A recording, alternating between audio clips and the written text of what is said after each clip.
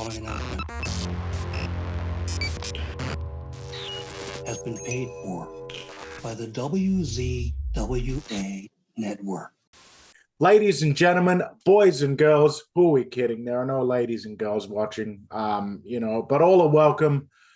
Welcome to the WZWA Network. Welcome to our first ever wrestling movie review. I am Jooseyboy alongside Hunter Huge Hogsley. And today we're here to have a discussion about Grunt, the wrestling movie. It's a movie that I remember distinctly getting bought for me by my mother on DVD, and I've seen it before, but this was your first time viewing, as I understand it, Hogsley. And for those that may not be familiar out there, Grunt, the wrestling movie, is freely available on YouTube. It is a 1985 low-budget film, kind of chronicling the journey of a documentary filmmaker as he's trying to unravel the mystery of this missing in action wrestler named Mad Dog Joe DeCurso, I guess is the oversimplified way of putting it. And the first thing that I want to do, Hogsley, is just kind of get your sort of one sentence initial, just your sort of quick flash takeaway now that you've seen the film. Well, I can sum it up quickly. Is Mad Dog Joe DeCurso the mask?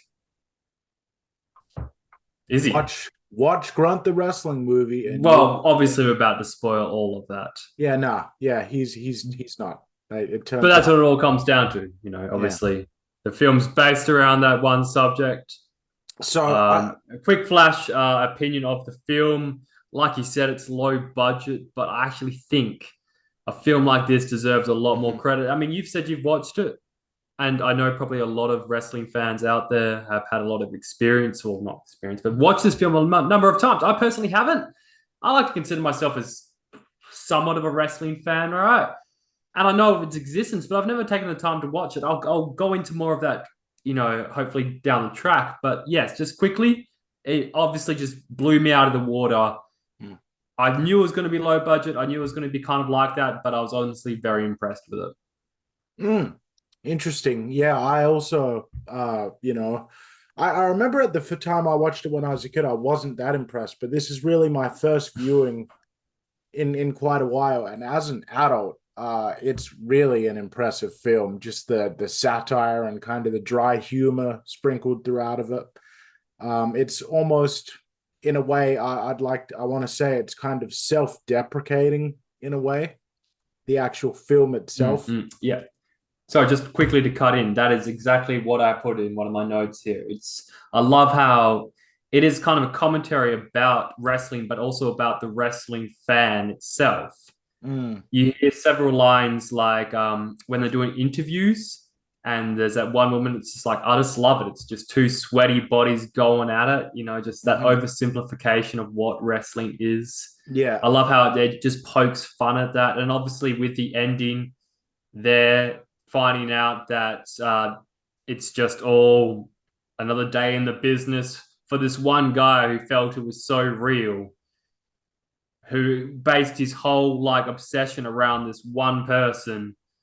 To those who were in the business, he was just another fan, and it meant nothing, and business went on the day after. Yeah. And for those who are unfamiliar with the film itself, the storyline, and I'll try to keep it as basic as possible in summarizing it here, essentially a match in 1979 takes place between the fictional Skull Crusher Johnson. I can't believe I didn't open with that. I'm sorry. No, do continue, man. Elephant in the room, right? Elephant in the room. Let's address the opening here, right now. So the film opens with a really gritty, black and white, almost Raging Bull-esque professional wrestling match taking place between the fictional Skull Crusher Johnson and his opponent, Mad Dog Joe DeCurso, who is, of course, the central character and driving force in the plot. In the heat of battle, a heavyweight championship match, Mad Dog Joe DeCurso ties up his opponent, Skull Crusher, in the hangman, which is, of course, that famous maneuver where Mick Foley accidentally ripped his own ear off. by getting stuck in the ropes, and Mad Dog Joe DeCurso accidentally decapitates Skull Crusher Johnson, attempting to do a move while he's in the hangman's noose, resulting in the heavyweight championship being vacated and Mad Dog Joe DeCurso disappearing and presumably having committed suicide. Until 6 years later, there comes a wrestler named The Mask, apropos of the mask that he wears to conceal his identity when he wrestles in the ring. And he has a similar style and look and build to Mad Dog Joe DeCurso. So conspiracy has grown amongst the wrestling community that the Mask is actually the alter ego of Mad Dog Joe DeCurso. And of course, the film itself follows a documentary filmmaker and lifelong wrestling fan trying to uncover the answer to this conspiracy while also building towards a climactic main event battle royal to finally determine a new heavyweight champion in the wake of it being vacated for 6 years since the previous champion was decapitated. There's a sentence I never thought I'd say talking about wrestling. So I have to give my thoughts on that opening. Well, I mean, like you said, very Raging Bull-like, very Citizen Kane-like as well, with the fact that it kills off someone in the opening couple of scenes. Mm-hmm.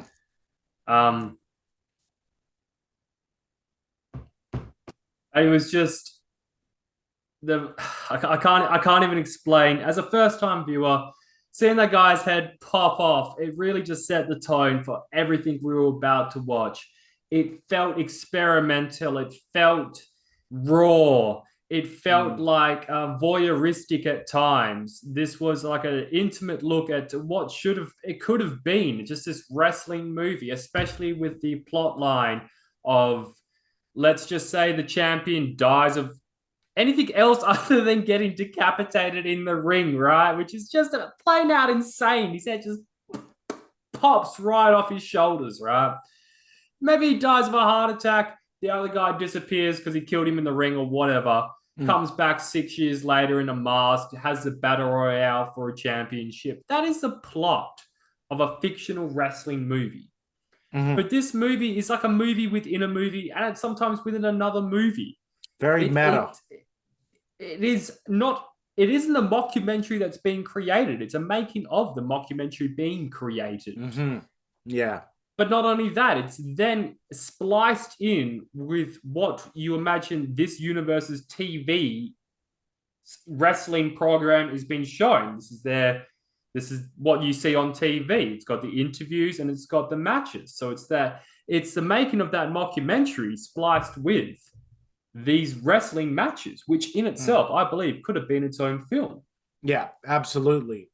The framework of the documentary is, I feel it's a real good device for a low-budget film like this. And the movie within a movie, as you said, also in a way kind of complements wrestling as a subject because of the duality of pro wrestling, the real-life drama versus the kayfabe.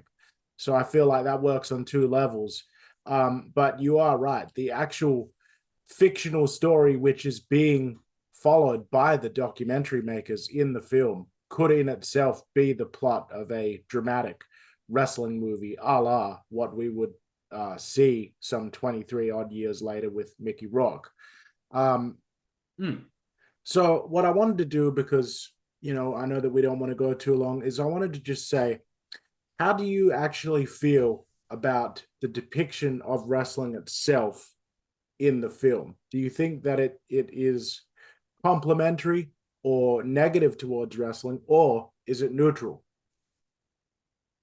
Well, we've touched on how it's kind of like a commentary. It's almost kind of like it's kind of lighthearted jab at like what wrestling is, but also how it's treated by people who don't really love it for what it is. The artistry of it all. You know what you and I feel, and everyone else hopefully watching this video feels about wrestling, and I do feel it captured a lot of that. I mean, I don't watch much territory wrestling, but you can speak more to that. I felt like how it had the changes on venue each time. The fact that it kind of addresses, how El Toro was the face in there and the heel coming in and taking over. I felt like that was all very accurate to how wrestling was as a business. I feel as though everything was, very spot on. While also, as with the decapitation just being very comical. I mean, one of the thoughts I wanted to make about this film, the character Tweed. Sorry, I've got to bring him up as well, man. Yeah, Dr. Tweed. I wanted to say the guy looks like Robert Crumb. He is. He's a wrestling Robert Crumb. It is just ridiculous. Robert Crumb's obsession with art. This is that character's Tweed's obsession with Joe DeCurso. Exactly. But it's also filmed like Crumb. For anyone else who's seen that documentary, it is very much like that in terms of its mockumentary style, where it's kind of like a making of, but the making of is the documentary itself. I'll put my little film school cap on and use a term here. That type of documentary is known as a self-reflexive documentary, where the actual making of the film is a part of the product itself. But that's a really good point that you make. It does have that real gritty urban view of Los Angeles that's really reminiscent of the kind of rawness that we see in Crumb as well, except this transfers that very gritty documentary style and transposes it onto the very absurd, wacky world of professional wrestling, which at the time that this movie came out was still very much rooted in kayfabe and everything like that. So on one hand, you have these movie producers trying to create this movie about what they think wrestling is, and then you have the wrestling industry itself kind of pushing back somewhat against that vision. It's kind of this weird confluence because wrestling was such a closed-off industry when they made the film, yet they had some wrestlers from the industry involved in it, and the degree to which they were revealing the secrets of the business to the filmmakers is variable and quite limited compared to what would you say this was really one of the first things to expose what kayfabe really was? I think that it's one of the first things in kind of the modern era of media, certainly since like color was around. I know that there was the famous book published in the 1930s, well, not famous, but infamous book published in the 1930s called The Fall Guys, which is known as the first expose of the worked nature of wrestling.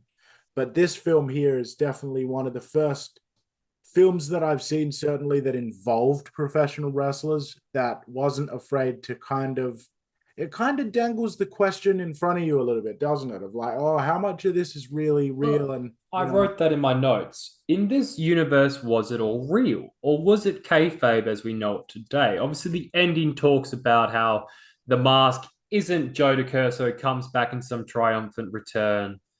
Which, honestly, let's just pause there. That is the greatest work of all time if it's kayfabe in this universe, right? Yeah, I was. This guy's killed someone legitimately in the ring, then commits suicide, but hasn't. That's the work, right? He leaves his wife. The wife thinks he's dead, right? Disappears for 6 years to come back. That's the greatest work of all time. Yeah, right. In the meantime, and we never really. Is it real or kayfabe?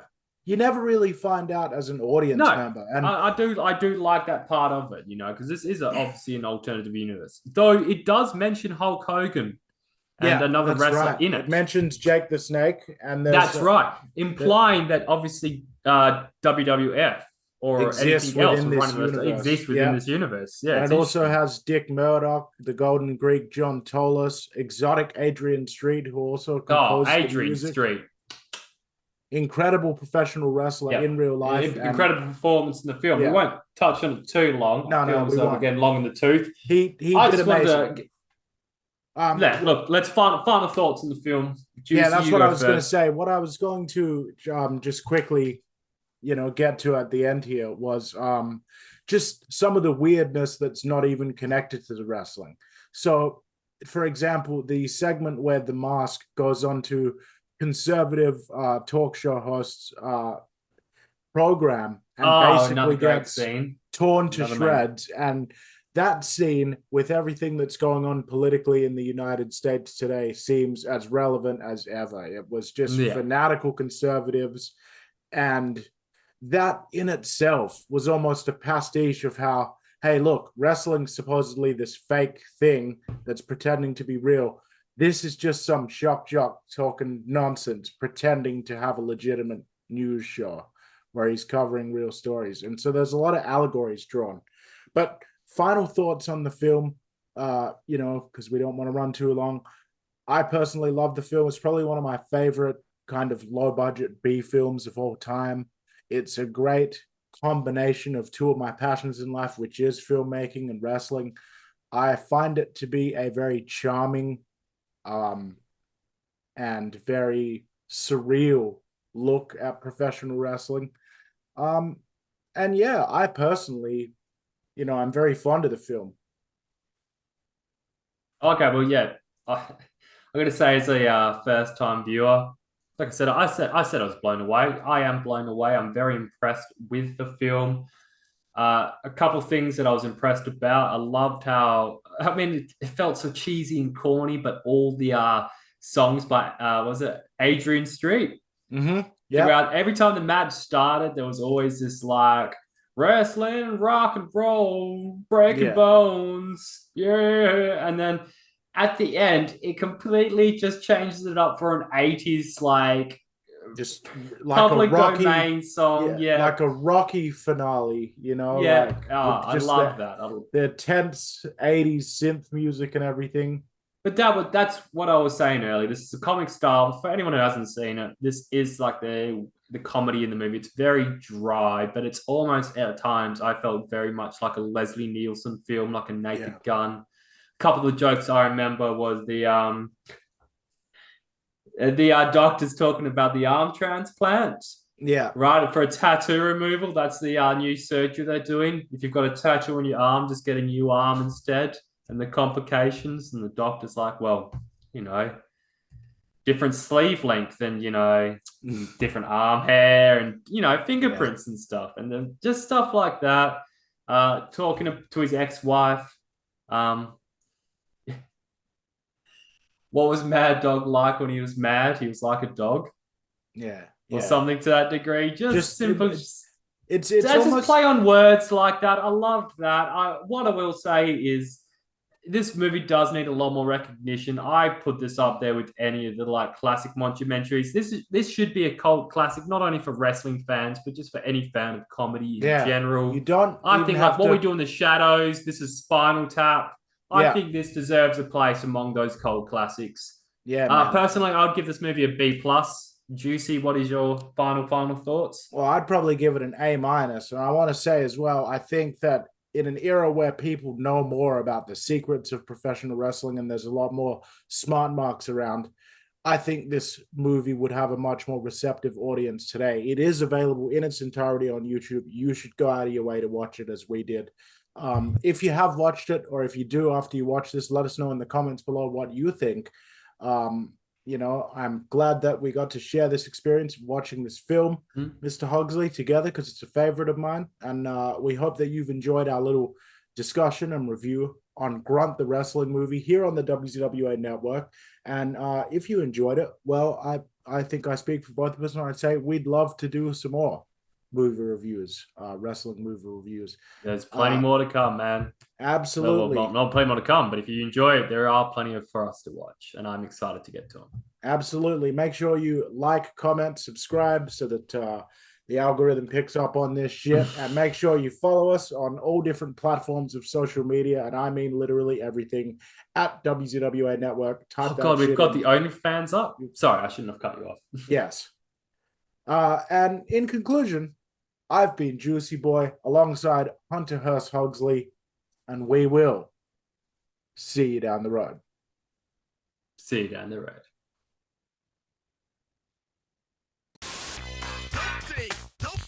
Network, that's the way we play. Good God Almighty. WZWA Network, that's the way we play.